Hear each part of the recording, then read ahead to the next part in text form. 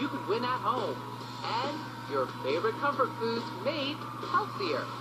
Cheryl gets grilled on CSI, and the sexy George Eads is here to co-host. Let's start talking.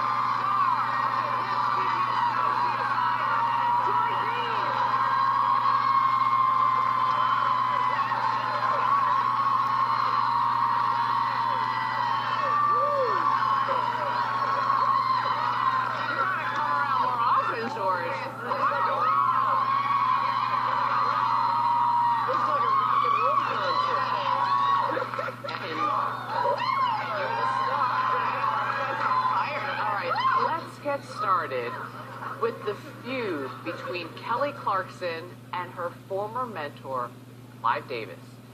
Their smackdown erupted yesterday when the pop superstar defended herself against claims made in Clive Davis's new memoir.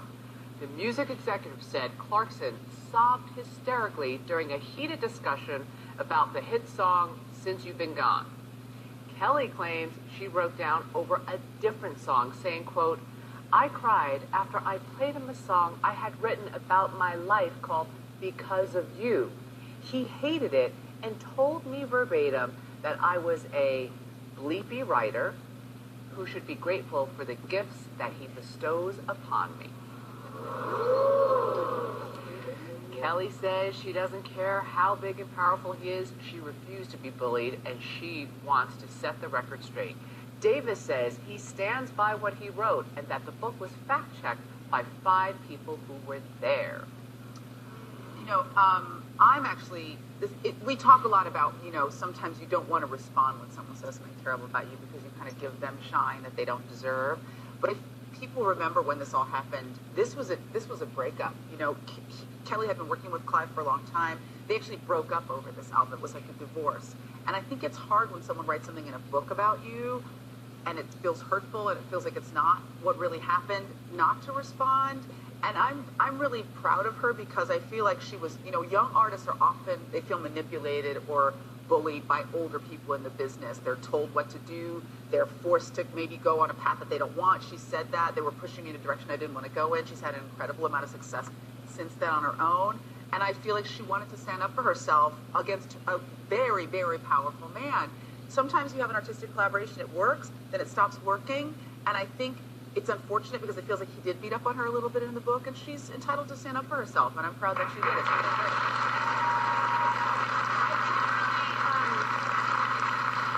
I generally don't address things that I think aren't true that are out there, but this one I kind of understood because it was work related. So I think she felt like she needed to like say what her voice was around her career.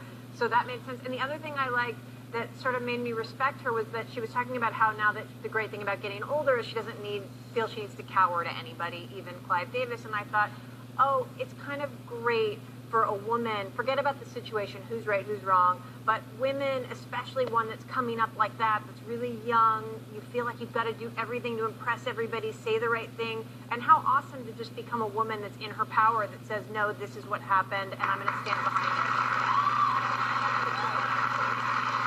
Well, listen, I mean, Clive, come on, man. I mean, that's uncool to share that somebody got that emotional over something that personal. That's not for everybody to hear. I mean, how many times have we, you know, in a personal moment, that's just embarrassing, you know, and I don't think that's a cool thing to do. I remember when I was playing football way back when, I was a defensive back, and I went to the head coach because I got demoted after the first couple of games. There was nothing wrong. I was playing great. And I asked him why, and we got into a little bit of a thing. I was a small guy back then, and he said, were you always the little guy? And I said, yeah. and I got emotional. Well, he went and told everybody. Oh. And, you know, I think Clive could have just said, you know, she wasn't that strong of a rider, and she proved me wrong, you know.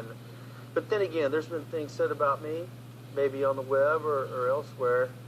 And, man, I think when you start getting into a back and forth, you acknowledge it. And I just take the high road. I'm like, if you ignore it, it didn't happen. Like, But you know what? See, y'all, now that you have done that and said you got to take the high road, I would like to set the record straight that I'm really only 125 pounds.